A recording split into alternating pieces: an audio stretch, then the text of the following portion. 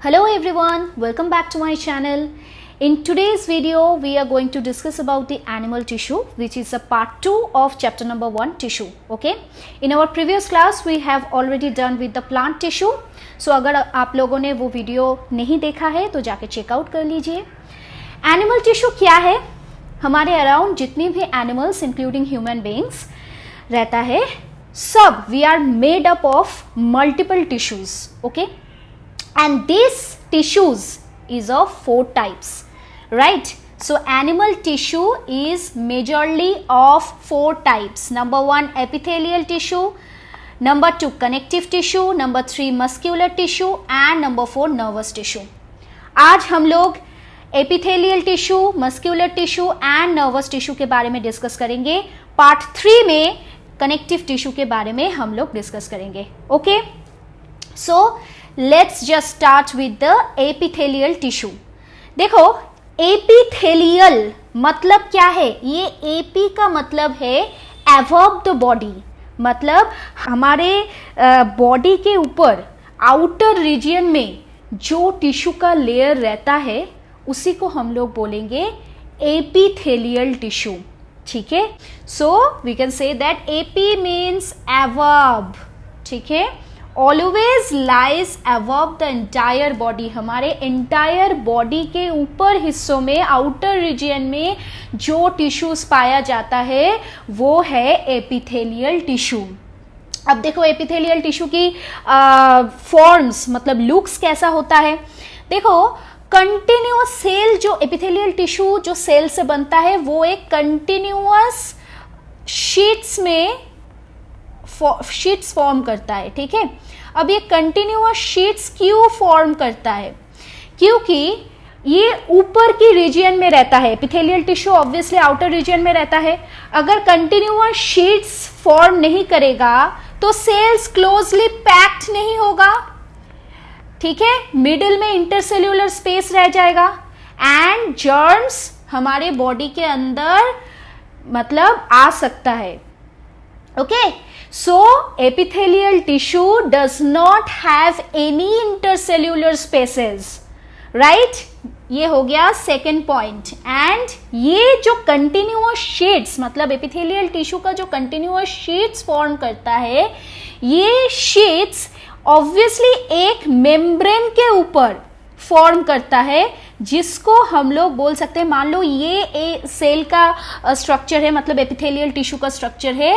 ये बनता है एक बेसमेंट मेम्ब्रेन के ऊपर. ठीक है, ये जो येलो कलर में मैं ड्रॉ कर रही हूं इसी को बोलेंगे बेसमेंट मेम्ब्रेन. अभी इसी बेसमेंट मेम्ब्रेन के ऊपर एपिथेलियल टिश्यू का लेयर होता है.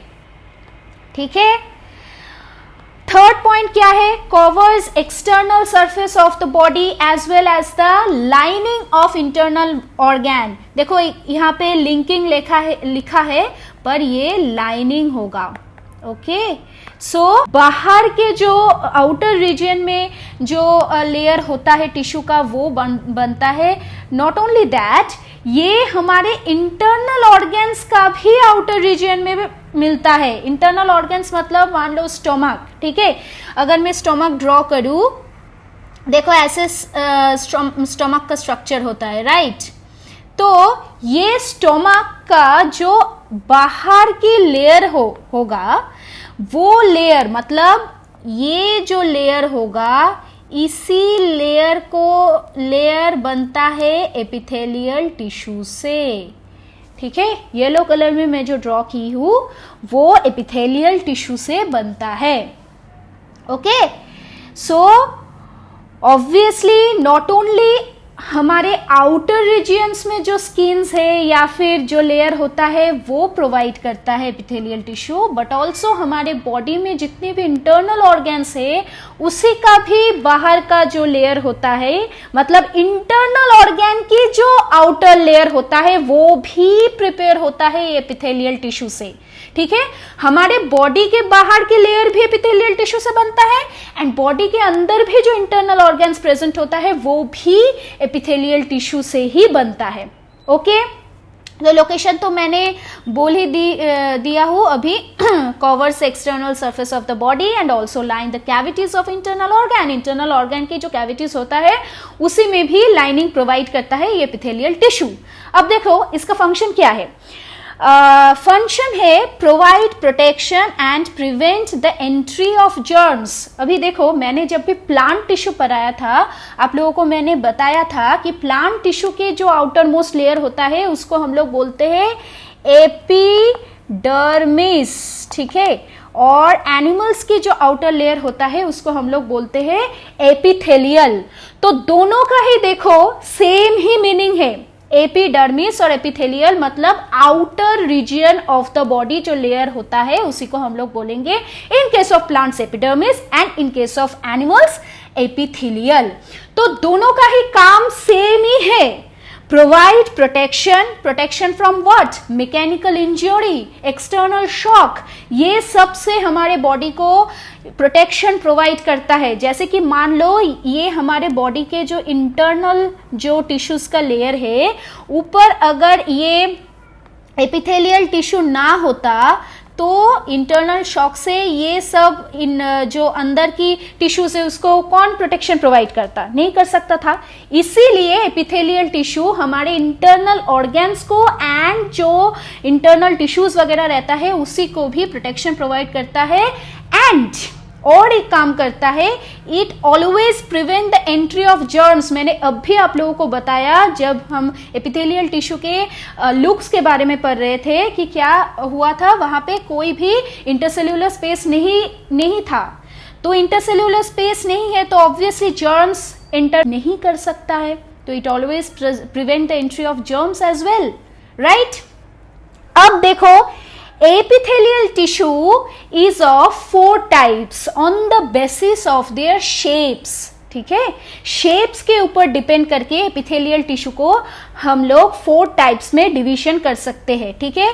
देखो यहाँ पे मैं फ्लो चार्ट में भी दिया हूँ कि epithelial tissue is of 4 types. एक हो गया स्क्वैमस एपिथेलियम, एक हो गया cuboidal epithelium, third columnar epithelium and lastly ciliated epithelium. Okay, एक एक करके चलो पढ़ते हैं। तो स्क्वैमस एपिथेलियम का स्ट्रक्चर देखो क्या है, formed of flat cells with central nuclei placed on a thin basement membrane। देखो डायग्राम से पढ़ लेते हैं। स्क्वैमस एपिथेलियम, इसका जो ये वाला पोर्शन है ये हो गया बेसमेंट मेम्ब्रेन, ठीक है।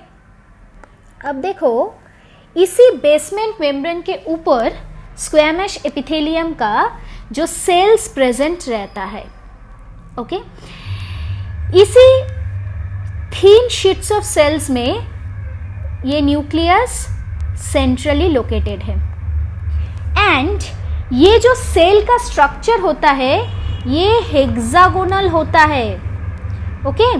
तो स्क्वैमस एपिथेलियम का सेल का स्ट्रक्चर हेक्सागोनल होता है एंड ये सेल्स हमेशा एक कंटिन्यूअस शीट फॉर्म में रहता है एंड ये सब सेल्स फ्लैट होता है, एकदम फ्लैट होता है, सेंट्रली न्यूक्लियस रहता है एंड एक शीट्स फॉर्म करता है बेसमेंट मेम्ब्रेन के ऊपर, ओके। अब लोकेशन पे आओ, कहाँ कहाँ पे मिलता है। First of all outer layer of skin में ये स्क्वैमस एपिथेलियम पाया जाता है, ठीक है। जैसे कि देखो हम लोग अगर किसी को एक कोई प्रेजेंट, मान लो कोई गिफ्ट अगर किसी को प्रेजेंट कर रहे हैं तो कैसे करेंगे, उसको एक अच्छे से रैपिंग कवर में रैप करके देते हैं। वैसे ही हमारे बॉडी के इंटरनल ऑर्गन्स एंड टिश्यू को कवर करने के लिए ये स्क्वैमस एपिथेलियम प्रेजेंट रहता है। मेनली स्किन में पाया जाता है ये स्क्वैमस एपिथेलियम। और कहाँ पे पाया जाता है, देखो ब्लड वेसल्स। जिन लोगों को ब्लड वेसल्स के बारे में नहीं पता है, ब्लड वेसल्स क्या है, हमारे बॉडी में ये जो ब्लड सर्कुलेट होता है वो ब्लड वेसल से ही होता है। ये एक ट्यूब लाइक स्ट्रक्चर है। हमारे बॉडी में 3 तरह के ब्लड वेसल्स होता है, आर्टरी, वेन एंड कैपिलरी। इसी के जो लाइनिंग है ब्लड वेसल्स का, लाइनिंग में स्क्वैमस एपिथेलियम पाया जाता है। और कहाँ पे मिलता है, लाइनिंग ऑफ एल्वियोली। अब एल्वियोली क्या है, एल्वियोली हमारे लंग्स में बहुत सारे छोटे छोटे एयर सैक्स रहता है जिसमें ऑक्सीजनेटेड गैस या फिर ऑक्सीजन प्रेजेंट रहता है। इसी एल्वियोली का भी स्ट्रक्चर स्क्वैमस एपिथेलियम से ही बनता है। और क्या है, बक्कल कैविटी। बक्कल कैविटी को हम लोग माउथ कैविटी भी बोल सकते हैं। इसी को भी ये भी स्क्वैमस एपिथेलियम से बनता है। और बहुत सारे एग्जाम्पल्स हैं, जैसे कि हार्ट में पाया जाता है, और कहाँ में पाया जाता है, लंग्स, ठीक है। ईसोफेगस में भी मिलता है। ईसोफेगस क्या है, फूड पाइप है जिससे हम लोग फूड को एनगल्फ करते हैं, ठीक है। तो उसे ईसोफेगस या फिर फूड पाइप के जो लाइनिंग होता है उसमें भी मिलता है ये स्क्वैमस एपिथेलियम। ओके, अभी देखो इसका फंक्शन क्या है, protection of underlying tissues. Underlying tissues मतलब हमारे बॉडी बहुत सारे टिश्यूज से बनता है, उसी टिश्यू के ऊपर ये स्क्वैमस एपिथेलियम मिलता है, ठीक है। ये स्क्वैमस एपिथेलियम हमारे अंडरलाइंग जितने भी टिश्यूज रहता है उसको प्रोटेक्शन करता है from mechanical injury and germ से भी प्रोटेक्शन करता है। ओके, अब नेक्स्ट देखो कॉलमनर एपिथेलियम। कॉलमनर एपिथेलियम नाम से ही देखो पता चल रहा है कि ये सब जो सेल से बनता है ये इसका स्ट्रक्चर होगा कैसे, पिलर लाइक स्ट्रक्चर, लंबा लंबा होगा, बहुत टॉल टाइप ऑफ सेल्स होगा। Cell tall type of cell से बनता है ये कॉलमनर एपिथेलियम, ठीक है। अब इसका स्ट्रक्चर देखो, formed of cylindrical cell with nucleus at the base, मतलब सिलिंड्रिकल सेल, सिलिंड्रिकल मतलब ही लंबा लंबा, कॉलम के जैसा सेल से बनता है। एंड न्यूक्लियस जो रहता है एकदम बेस पे रहता है। देखो डायग्राम देख के पढ़ो, मैं हर वक्त आप लोगों को बोलती हूँ डायग्राम देख के पढ़ो। डायग्राम देखने से कंफ्यूजन नहीं होगा एंड अच्छे से समझ में भी आएगा, ठीक है। सो यहाँ पे डायग्राम देखो कॉलमनर एपिथेलियम की। कॉलमनर एपिथेलियम का जो सेल्स होता है वो टॉल है, सिलिंड्रिकल है एंड इसका बेस में ये जो न्यूक्लियस रहता है। ओके, अच्छा अब देखो इसका लोकेशन क्या है, इनर लाइनिंग ऑफ इंटेस्टाइन। हमारे जो इंटेस्टाइन रहता है, इंटेस्टाइन के इनर लाइनिंग में, ओके, इनर लाइनिंग में पाया जाता है। स्वेट एंड सिबेशियस ग्लैंड में पाया जाता है। स्वेट एंड सिबेशियस ग्लैंड है, हमारे स्किन में मिलता है जिससे ऑयल सिक्रेशन होता है, ठीक है। और स्वेट ग्लैंड में भी ये कॉलमनर एपिथेलियम मिलता है। और देखो क्या है, स्टोमक के जो इनर लाइनिंग है उसमें भी ये कॉलमनर एपिथेलियम मतलब पाया जाता है। अब देखो इसका फंक्शन क्या है, एब्जॉर्प्शन एंड सिक्रीशन में हेल्प करना। क्यों, देखो मैं अभी बताया आप लोगों को कि ये जो कॉलमनर एपिथेलियम है, ये कॉलमनर एपिथेलियम का कहाँ पे मिलता है, inner lining of intestine and sweat, sweat gland, sebaceous gland, stomach, ये सब में, स्टोमक भी लिख देती हूँ, स्टोमक, ठीक है, ये सब में पाया जाता है ये कॉलमनर एपिथेलियम। अभी देखो इनर लाइनिंग में मिलता है तो ऑब्वियसली एब्जॉर्प्शन में हेल्प करेगा, कुछ कुछ सब्सटेंसेस सिक्रीशन में हेल्प करेगा, ठीक है। ये कॉलमनर एपिथेलियम को हम एक और नाम से भी जान सकते हैं जो है सिक्रीटरी सेल्स, ठीक है। Columnar epithelium is also known as secretory cells due to their functions. क्या करता है, एब्जॉर्प्शन एंड सिक्रीशन में हेल्प करता है, इसीलिए इसको हम लोग सिक्रेटरी सेल्स भी बोल सकते हैं। ओके, नेक्स्ट आ जाओ क्यूबॉइडल एपिथेलियम में। अब देखो क्यूबॉइडल मतलब क्यूब शेप का सेल्स प्रेजेंट रहेगा, ठीक है। क्यूब लाइक सेल्स, देखो क्यूब लाइक सेल्स है, सेंट्रली लोकेटेड न्यूक्लियस प्रेजेंट है। स्ट्रक्चर देखो, formed of cube like cells arranged in a single layer with centrally placed nucleus, मतलब न्यूक्लियस सेंट्रली लोकेटेड है एंड सेल का स्ट्रक्चर है cube like structures. अच्छे से देखो क्यूब लाइक स्ट्रक्चर्स ही है, ठीक है, ऐसे ऐसे करके क्यूब लाइक स्ट्रक्चर्स है। एंड ये सब सेल्स कॉलमनर एपिथेलियम से थोड़ा छोटा है, टॉल नहीं है उतना, ठीक है, क्यूब लाइक स्ट्रक्चर होता है एंड न्यूक्लियस सेंट्रली प्रेजेंट होता है। ओके, नाउ इसका लोकेशन देखो, lining of kidney tubules. Kidney tubules क्या है? जैसे कि PCT, DCT, loop of Anly, ये सब किडनी ट्यूब्यूल्स है। किडनी ट्यूब्यूल्स मतलब नेफ्रॉन में मिलता है, ठीक है। इसी का भी लाइनिंग को देखो, किडनी किस में हेल्प करता है? जितना भी हमारे बॉडी में एक्सक्रीटरी सब्सटेंसेस रिलीज होता है, वेस्ट मटेरियल रिलीज होता है, उसको एक्सक्रीट आउट करने के लिए और वेस्ट मटेरियल को बॉडी से बाहर निकालने के लिए as in the form of urine ये किडनी हेल्प करता है। तो उसी किडनी में किडनी ट्यूब्यूल्स रहता है एंड उसी का जो लाइन है वो भी ये क्यूबॉइडल एपिथेलियम से बनता है। ओके, स्वेट ग्लैंड में भी मिलता है। देखो, स्वेट ग्लैंड में कॉलमनर एपिथेलियम भी था, क्यूबॉइडल एपिथेलियम भी है। ओके, और कहाँ कहाँ पे मिलेगा? Germinal epithelium in testis and ovaries. उसका जो जर्मिनल एपिथेलियम मतलब बाहर का जो एपिथेलियम होता है वो भी प्रिपेयर होता है क्यूबॉइडल एपिथेलियम से, बनता है क्यूबॉइडल एपिथेलियम से। ओके, इसका भी फंक्शन देखो, एब्जॉर्प्शन एंड सिक्रीशन में हेल्प करता है। और क्या करता है? Formation of gametes in ovaries and testis. हमारे जो रिप्रोडक्टिव ऑर्गन है, फीमेल में ओवरीज रिप्रोडक्टिव ऑर्गन है एंड मेल में testis is the reproductive organ. तो वहां पे ये जो गैमेट्स मतलब स्पर्म एंड ओवा को प्रोड्यूस करने में भी मदद करता है, formation of gametes in ovaries and testis, ठीक है। एंड लास्टली है सिलिएटेड एपिथेलियम। अब देखो, सिलिएटेड एपिथेलियम का स्ट्रक्चर मॉडललेस ये कॉलमनर एपिथेलियम से ही है। मतलब कॉलमनर एपिथेलियम का स्ट्रक्चर कैसा था? जैसे कि सिलेंड्रिकल सेल्स था, लॉन्ग एंड टॉल सेल्स था, वही सेम ही होगा, बस इसमें सिलिया प्रेजेंट रहेगा। मतलब जो कॉलमनर एपिथेलियम में सिलिया प्रेजेंट रहता है उसको हम बोलेंगे सिलिएटेड एपिथेलियम। देखो, सिलिया मतलब क्या है? ये जो सेल्स है, इसी सेल्स के ऊपर ऐसे ऐसे ऐसे ऐसे हेयर लाइक कुछ प्रोजेक्शंस मतलब निकलेगा, उसी को हम बोलेंगे सिलिया। तो जो कॉलमनर एपिथेलियम में सिलिया प्रेजेंट रहता है उसी को ही हम लोग बोलेंगे सिलिएटेड एपिथेलियम, ठीक है। अभी सिलिएटेड एपिथेलियम कहाँ पे मिलता है? देखो, स्ट्रक्चर क्या है? Formed of columnar cells with hair like cilia. Okay, now structure पे आओ, लोकेशन पे आओ। पहले lining of nasal passage trachea.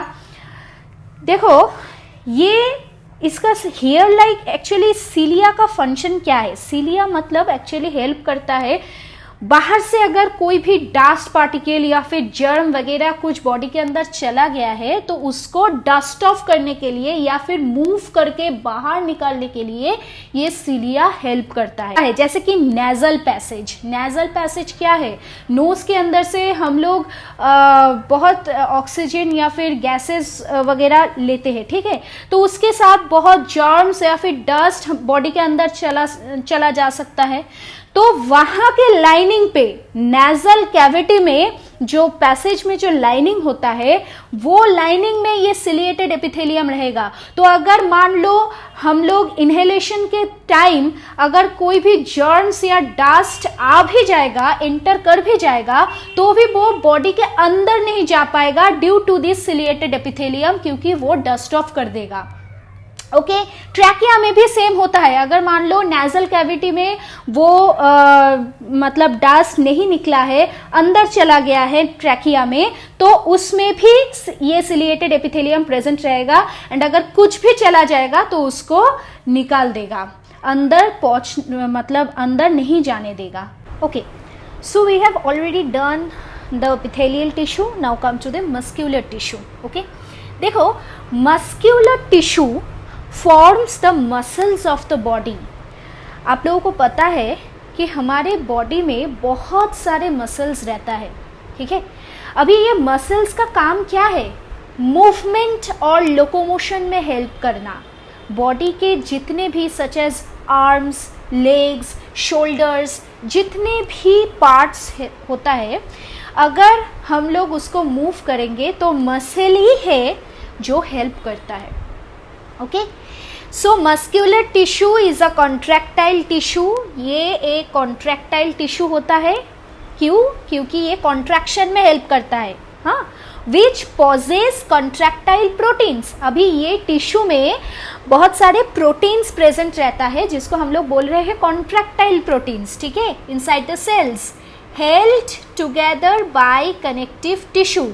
अभी देखो कनेक्टिव टिश्यू का काम क्या है ये तो हम लोग पार्ट 3 में पढ़ेंगे, पर अभी मैं थोड़ा बोल देती हूँ। कनेक्टिव टिश्यू हमारे बॉडी में जितने भी टिश्यूज होता है उसको कनेक्ट करने में मदद करता है, ठीक है। तो कनेक्टिव टिश्यू से ये जो कॉन्ट्रैक्टाइल प्रोटीन से ये हेल्ड होता है, held together by the connective tissue. And हमारे बॉडी में जितने भी मसल्स है उनमें ये मस्क्यूलर टिश्यू मिलता है, ठीक है। अब देखो इसका फंक्शन क्या है। Helps in the movement of the body such as arms, legs by contraction and relaxation. मतलब मसल हमेशा कॉन्ट्रैक्शन और रिलैक्सेशन के थ्रू मूव करता है। हर एक मसल, बॉडी में जितना भी मसल्स है वो सभी कॉन्ट्रैक्शन एंड रिलैक्सेशन के थ्रू ही मूव करता है, ठीक है। So they help the body in all its movements and locomotion. ये आप लोगों को याद रखना पड़ेगा। मस्कुलर टिश्यू का एक ही काम है, मसल को मूव करने में मदद करता है। इसी की वजह से हम लोग आर्म्स को या फिर शोल्डर्स को या फिर कुछ भी बॉडी का पार्ट्स हो उसको हम मतलब मूव कर सकते हैं। ओके, अब देखो muscular tissue is of 3 types.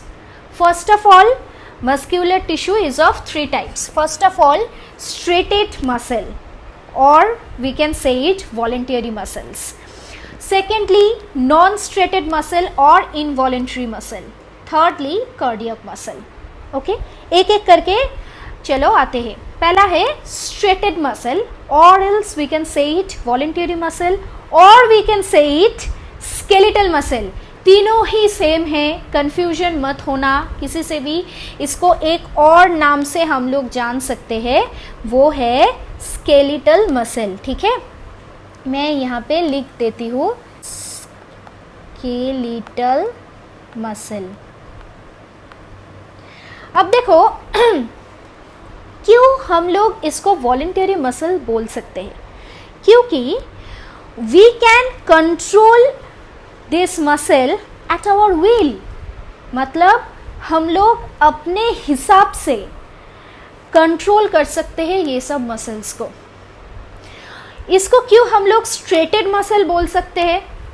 देखो अच्छे से डायग्राम देखो, इसका जो डायग्राम देख रहे हो इसमें जो मसल्स है, मसल्स का जो स्ट्रेन्स है वो उसमें एक डार्क रीजन है, एक लाइटर रीजन है। देखो बाहर का जो हिस्सा है वो थोड़ा सा डार्क है एंड अंदर का जो हिस्सा है वो थोड़ा सा लाइट है।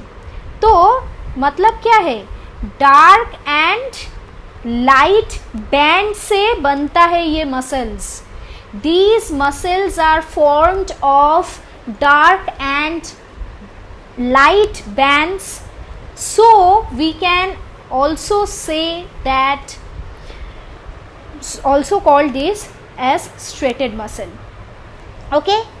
और देखो इसको स्केलेटल मसल क्यों हम लोग बोल सकते हैं, क्योंकि ये सब मसल्स हमारे बोन्स में अटैच्ड रहता है। हमारे बॉडी में जो बोन्स रहता है ना, उसी बोन्स से अटैच्ड रहता है ये दिस टाइप ऑफ मसल्स। इसीलिए we can say this as skeletal muscle, because देखो बोन हमारे स्केलेटन को प्रोड्यूस करता है, राइट। तो ये जो बोन्स होता है, बोन्स से अटैच्ड रहता है ये muscle, so we can say it skeletal muscle. तो समझ में आ गया। इससे बहुत सारा क्वेश्चन आ सकता है कि why we can say a voluntary muscle as a skeletal muscle. हाँ, तो तुम सब यही लिखोगे कि they are attached to the bones, that is why they are called skeletal muscles. Voluntary muscles, why they are called voluntary muscles? Because we can control the muscles at our will. Okay, why this is called straight muscles? Because these muscles have light and dark bonds, so we can say it straighted muscles. Okay, अब देखो structure पे आ जाते हैं। Long cylindrical and tapering, non tapering मतलब long होता है, cylindrical होता है, देखो लॉन्ग है, सिलेंड्रिकल है मतलब लंबा है, सिलेंड्रिकल फॉर्मेट में है ऐसे टाइप में, एंड नॉन टैपरिंग, टैपरिंग मतलब क्या है, टैपरिंग मतलब नीचे से एंड से अगर ऐसे टाइप ऑफ होगा तो उसको हम लोग बोलेंगे टैपरिंग। तो ये नॉन स्ट्रेटेड मसल या फिर अनस्ट्रेटेड मसल में दिखा जाता है, यहाँ पे नहीं मिलता है, ठीक है। तो ये इसका स्ट्रक्चर है, सिलेंड्रिकल हो गया, लॉन्ग हो गया एंड नॉन टैपरिंग हो गया, राइट। सेकेंड क्या है, each fibre is multi nucleated and possesses dark and light bonds, ठीक है। देखो हर एक जो फाइबर है, मतलब इसको हम लोग फाइबर बोल रहे हैं, ठीक है। ये जो फाइबर है, हर एक फाइबर में बहुत सारे न्यूक्लियस रहता है, मल्टी न्यूक्लिएटेड मतलब बहुत सारे ऐसे ऐसे करके न्यूक्लियस प्रेजेंट रहता है। देखो बहुत सारे न्यूक्लियस यहाँ पे प्रेजेंट है, राइट।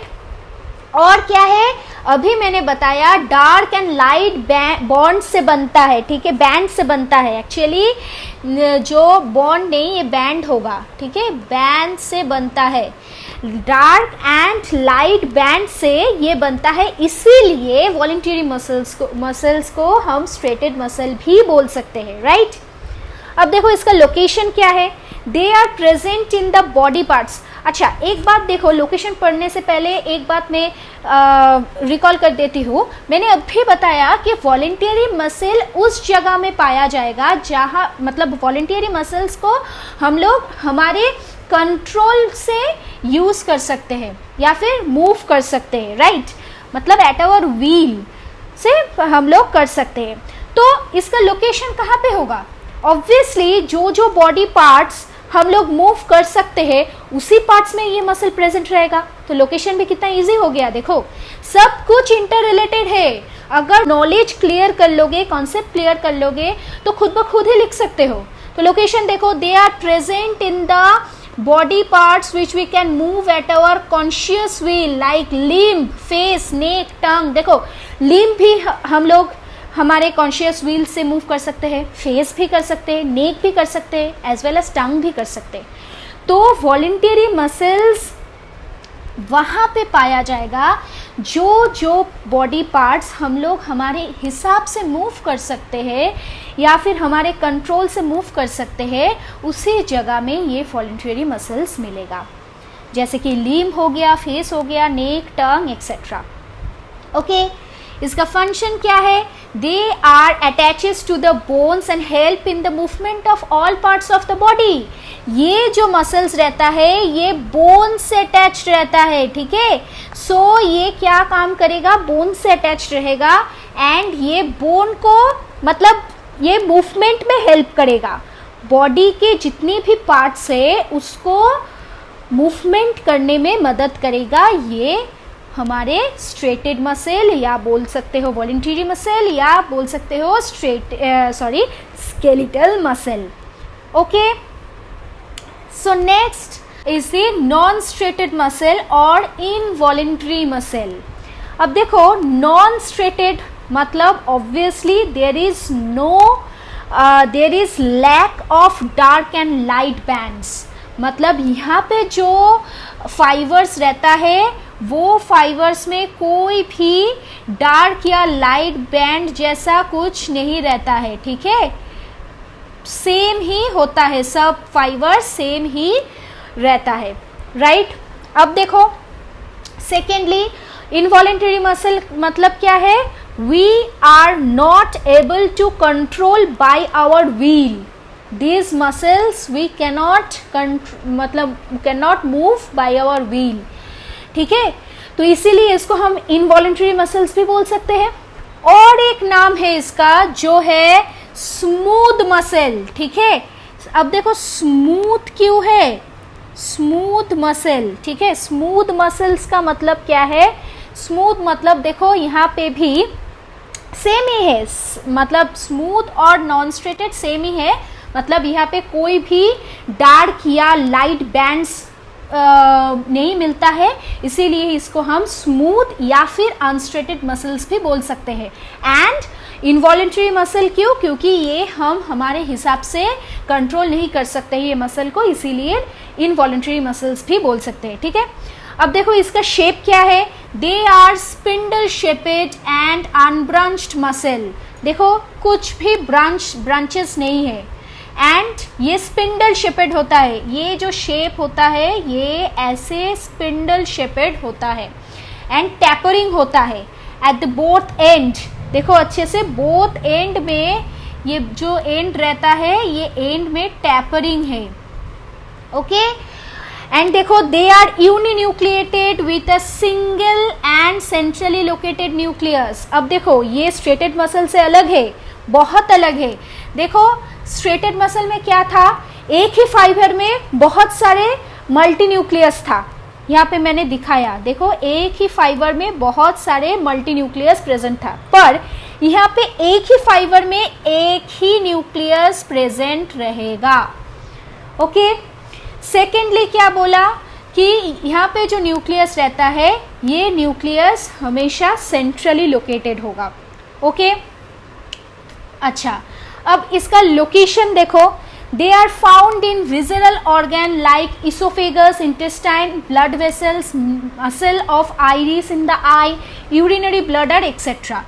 अब देखो विजरल ऑर्गन का मतलब क्या है? विजरल ऑर्गन मतलब जो ऑर्गन हम हमारे हिसाब से मूव नहीं कर सकते। ठीक है, ये सब ऑर्गन को हम लोग विजरल ऑर्गन बोल सकते हैं। अभी विजरल ऑर्गन्स लाइक इसोफेगस, जैसे कि फूड पाइप। अब मान लो तुम एक खाना खा रहे हो, अब तुम बोलोगे इसोफेगस को कि ये खाना मत खाओ, ये खाना मत खाओ, तो तुम्हारे इसोफेगस वो खाना को इनगल्फ नहीं करेगा? Obviously not. तुम अगर मुंह में डाल दिए तो वो अंदर इसोफेगस के थ्रू चला जाएगा। तो ये इसोफेगस एक विजरल ऑर्गन है जो हम हमारे हिसाब से कभी भी कंट्रोल नहीं कर सकते हैं, राइट। फिर देखो इंटेस्टाइन, ठीक है, इंटेस्टाइन भी सेम है, we can control at our will. So यहाँ पे भी प्रेजेंट रहता है non striated muscle. Blood vessels में प्रेजेंट रहता है। मसल ऑफ आइरिस, आइरिस क्या है? ये आइस पे मिलता है, ठीक है, आइस पे एक मसल मिलता है, आइरिस होता है, जिसमें ये नॉन स्ट्रेटेड मसल मिलता है। और क्या है? Urinary bladder. यूरिनरी ब्लडर क्या है? जहाँ पे हम लोग यूरिन को स्टोर कर सकते हैं फॉर अ टाइम बीइंग, ठीक है, कुछ समय के लिए हम लोग यूरिन को, जहाँ पे सैक लाइक स्ट्रक्चर होता है इसका, एक पाउच लाइक स्ट्रक्चर, वहाँ पे हम लोग यूरिन को स्टोर करके रखते हैं, ठीक है।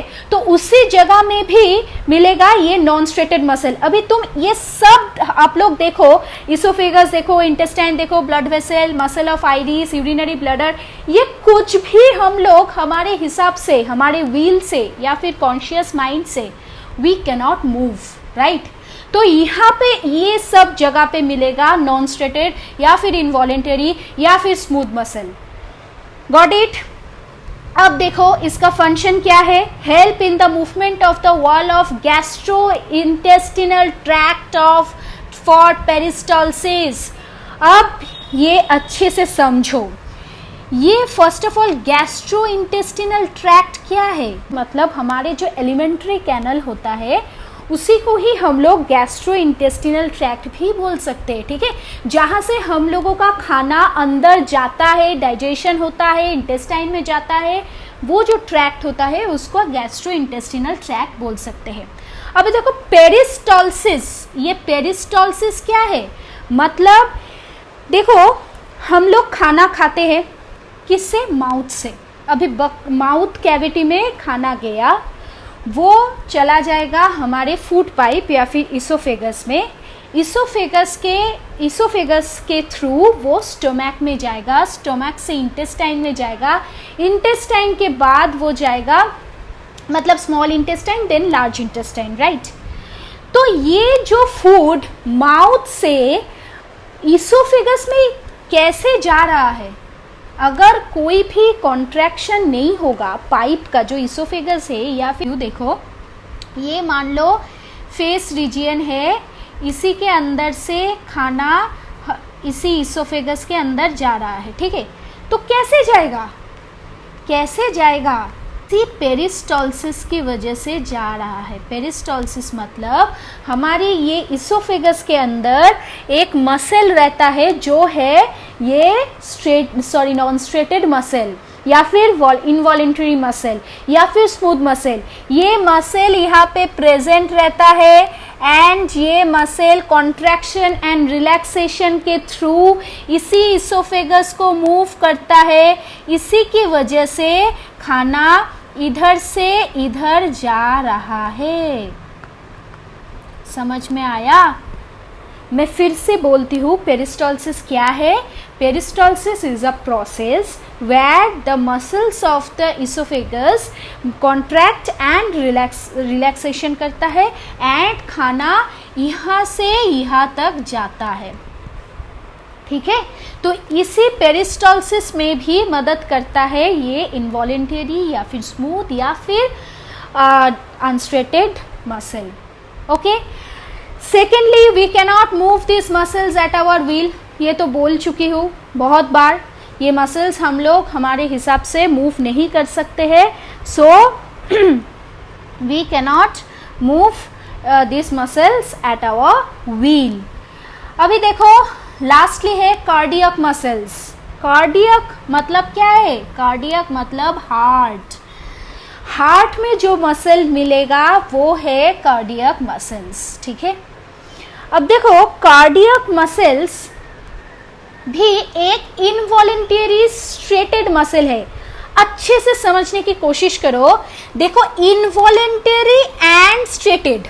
अब तुम बोलोगे मैम अभी तो आपने बोला कि स्ट्रेटेड मसल अलग होता है एंड इनवॉलेंटरी मसल्स अलग होता है। मतलब स्ट्रेटेड मसल्स क्या होता है? जहाँ पे जो मसल्स को हम लोग हमारे व्हील से, हमारे कॉन्शियस व्हील से मूव कर सकते हैं। एंड नॉन स्ट्रेटेड या फिर इनवॉलेंटरी मसल्स वो होगा जिसको हम मूव नहीं कर सकते हैं एट आवर ओन व्हील। तो अभी कार्डियक मसल में ये दोनों एक कैसे हो जाता है? यही बात बोलने के लिए मैं एक बात बोलना चाहती हूँ, that cardiac muscle looks like striated muscle but functions like unstriated muscle. समझ में आया? मतलब ये जो कार्डियक मसल्स है ये मतलब लुक्स वाइज ये स्ट्रेटेड मसल की तरह ही होता है। अच्छे से देखो, यहाँ पर भी ये एक डार्क बॉन्ड है एंड लाइट बैंड्स है, ठीक है। Dark and light bands present रहता है। इसीलिए कार्डियक मसल की जो स्ट्रक्चर होता है या फिर लुक्स वाइज ये स्ट्रेटेड मसल की तरह ही होता है, पर इसी का जो काम है मतलब फंक्शन है ये नॉन स्ट्रेटेड मसल की तरह होता है। क्यों? क्योंकि हार्ट को हम लोग हमारे व्हील से कभी मूव कर सकते हैं? हम लोग हार्ट को बोलेंगे अभी थोड़ी देर के लिए रुक जाओ तुम, वो रुक जाएगा? कभी हो सकता है? तो हम सब लोग ऊपर चले जाएंगे, राइट? सो ये कभी नहीं हो सकता है। तो इसीलिए cardiac muscles looks like striated muscle but act like unstriated muscle, क्योंकि नॉन वॉलेंटरी या फिर अनस्ट्रेटेड मसल को हम लोग हमारे व्हील से मूव नहीं कर सकते हैं, ओके। अब देखो involuntary striated and non fatigued muscle fibres occurs in the wall of heart. हमारे हार्ट में प्रेजेंट रहता है ये मसल, ठीक है। लोकेशन क्या है? ऑब्वियसली हार्ट में प्रेजेंट रहेगा। हार्ट की किस में? Wall of heart. अच्छे से ये लाइन ही लिखना।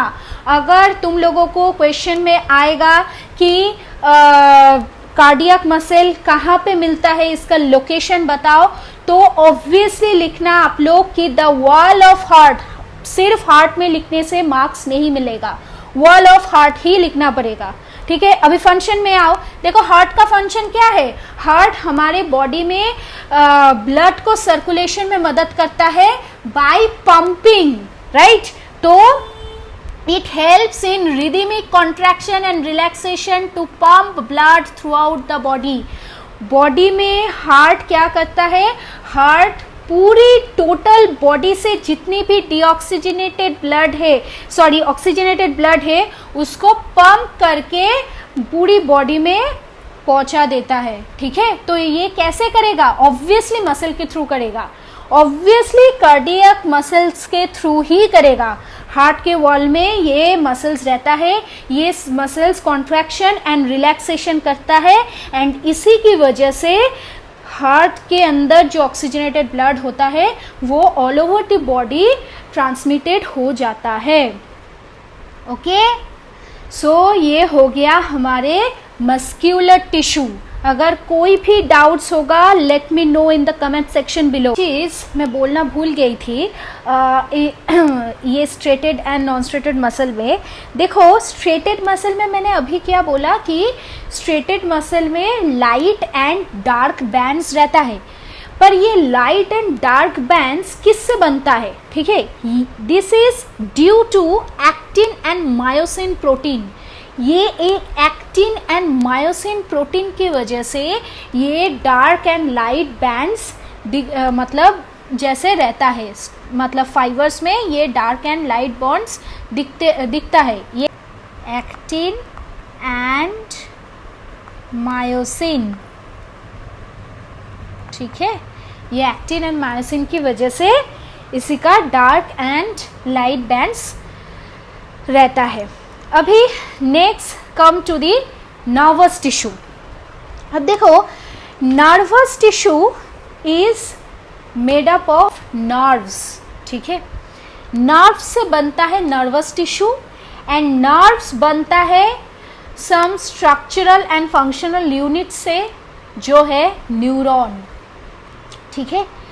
तो देखो, nervous tissue consist of elongated cell called neurons. Nervous tissue कुछ इलोंगेटेड सेल से बनता है जिसको हम बोलेंगे न्यूरॉन्स, ठीक है। These are the structural and functional unit of nervous system. हमारे जो नर्वस सिस्टम होता है इसका स्ट्रक्चरल एंड फंक्शनल यूनिट। अब देखो, ये इसका फंक्शन क्या है? This helps to transmit nerve impulses and carried out communication. अब देखो, नर्व इम्पल्सेस का मतलब क्या है? नर्व इम्पल्सेस का मतलब है मैसेजेस को मतलब कंडक्ट करना। मैसेज को कंडक्ट करने के लिए मान लो अगर हम एक हॉट यूटेंसिल्स पे एक्सीडेंटली हाथ दे दिए तो अच्छा मतलब सडनली हम लोग हाथ को इंस्टेंटली हम लोग हाथ को उठा लेंगे, राइट? ये क्यों करते हैं हम लोग? ये होता है नर्वस टिश्यू की वजह से। आँखों में अगर कोई ब्राइट लाइट आ जाता है तो हम लोग आँख को मतलब आईलैशेस बंद कर लेते हैं, राइट? क्यों करते हैं? ये इम्पल्सेस कैसे हमारे ब्रेन तक पहुंच रहा है एंड हम ये मतलब मूव कर सकते हैं या फिर इंस्टेंटली एक्शंस ले पा रहे हैं अगेंस्ट द इम्पल्सेस। कैसे? ये नर्वस टिश्यू की वजह से या फिर नर्वस सिस्टम की वजह से। इसमें कौन हेल्प करता है? न्यूरॉन हेल्प करता है, ठीक है। न्यूरॉन का काम है जो एक्सटर्नल इम्पल्सेस है, मतलब एक्सटर्नल जो मैसेजेस है उसको कलेक्ट करके हमारे ब्रेन में पहुंचा देता है एंड ब्रेन उसी हिसाब से एक रिस्पॉन्स को क्रिएट करता है जिसकी वजह से हम लोग इंस्टेंटली हाथ को उठा सकते हैं या फिर आईलैशेस को बंद कर सकता है, मतलब हम ये सब कर सकते हैं, ठीक है। तो ये सब नर्वस टिश्यू से ही हो रहा है। अभी इसका स्ट्रक्चर अच्छे से देखो, इसका स्ट्रक्चर ड्रॉ करने के लिए देता है, स्ट्रक्चर को अच्छे से प्रैक्टिस करना। देखो स्ट्रक्चर क्या है। पहले each nerve cell consists of a cell body known as cyton which contains nucleus। ये जो पोर्शन येलो कलर का देख रहे हो ये पोर्शन है सेल बॉडी या फिर इसको हम लोग बोल सकते हैं साइटॉन, ठीक है, साइटॉन भी बोल सकते हैं, ओके। अब इसके अंदर ये जो रेड कलर का बॉल दिख रहे हो ये है न्यूक्लियस, ओके। साइटॉन से ही बहुत सारे ब्रांचेस निकल रहा है, राइट? साइटॉन से ही बहुत सारे ब्रांचेस निकल रहा है। इसी को हम लोग क्या बोलेंगे? डेंड्रॉन, ठीक है। ये जो साइटोप्लाज्मिक एक्सटेंशंस है, मतलब साइटोप्लाज्म जहाँ पे एक्सटेंड हो रहा है उसको हम लोग बोलेंगे डेंड्रॉन। तो ये सब को बोलेंगे dendron. And dendron further branches में डिवाइड हो रहा है, जिसको हम लोग बोल सकते हैं, देखो डेंड्रॉन फिर से यहाँ पे ब्रांच बनाया, यहाँ पे भी ब्रांच बनाया, फर्दर ब्रांचेस, इसको हम बोल सकते हैं डेंड्राइट्स। ठीक है, इसको हम लोग बोल सकते हैं डेंड्राइट्स। तो देखो क्या है, सेकेंड जो ये है, the cytoplasmic extension from the cell body is known as dendron and is further divides into dendrites। तो साइटोप्लाज्म या फिर साइटोन से जो एक्सटेंशन निकल रहा है उसको हम बोलेंगे डेंड्रॉन, एंड उसका जो फर्दर एक्सटेंशंस हो रहा है और इल्स डिविजन्स हो रहा है उसको हम लोग बोलेंगे डेंड्राइट्स। थर्ड पॉइंट क्या है, one of this cytoplasmic extensions goes down very long for a meter called axon. अब देखो इसी साइटोप्लाज्मिक एक्सटेंशन से एक एक्सटेंशन लंबा होके नीचे जा रहा है, लॉन्ग एक एक्सटेंशन है, इसको हम बोलेंगे एक्सॉन। ठीक है, तो एक साइटोप्लाज्मिक एक्सटेंशन जो नीचे 1 मीटर की मतलब अराउंड 1 मीटर जा रहा है उसी को हम लोग बोलेंगे एक्सॉन। ठीक है, एक्सॉन के जो टर्मिनल्स है, देखो एक्सॉन के टर्मिनल में बहुत सारे ब्रांचेस ऐसे ऐसे हैं, इसको हम लोग बोलेंगे एक्सॉन टर्मिनल, इसको हम लोग बोलेंगे एक्सॉन टर्मिनल। ओके, देखो अब देखो These axons bundles together to form nerve। अभी ये जो एक्सॉन्स है ये बहुत सारे न्यूरॉन्स के बहुत सारे एक्सॉन्स होता है, राइट तो वो सब एक्सॉन्स इकट्ठे होके फॉर्म करेगा नर्व। ठीक है, देखो बहुत सारे जो एक्सॉन्स है ये फॉर्म करेगा नर्व, ये एक नर्व को प्रिपेयर कर रहा है, नर्व के अंदर बहुत सारे एक्सॉन्स है, ये एक है नर्व एंड ये हो गया एक्सॉन्स। ओके, ये हो गया एक्सॉन्स, एक्सॉन्स इकट्ठे होके नर्व बनता है। ओके, और क्या देखो, the chemical junction between the terminal of one neuron and dendrite of another neuron is called synapse. अब देखो ये जो एक्सॉन टर्मिनल है ना, ये जो एक्सॉन टर्मिनल है ये एक मसल से जुड़ के रहता है। ठीक है, ऐसे एक मसल्स रहता है जिससे ये एक्सॉन टर्मिनल जुड़ के रहता है। This is nothing but a muscle.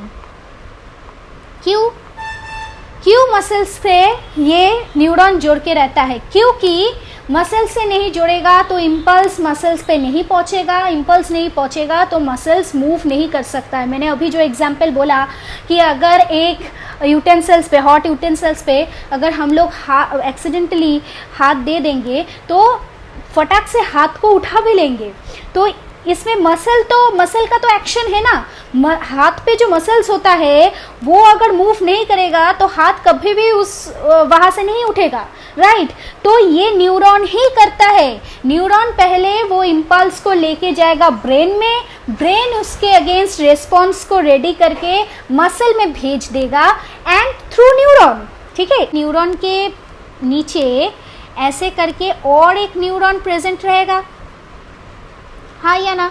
अभी देखो इसी न्यूरॉन के जो ऐसे करके न्यूरॉन प्रेजेंट रहेगा। अभी ये दो न्यूरॉन के मिडिल में, दो न्यूरॉन के जो मिडिल रीजन है, ये वाला रीजन, इसको हम लोग बोल सकते हैं साइनेप्स।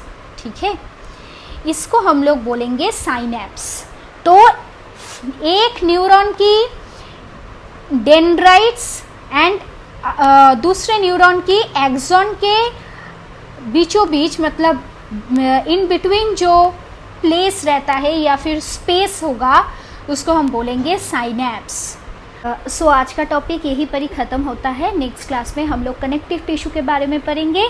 तब तक के लिए good bye and please do like, share and subscribe to my channel and hit the bell icon for further updates.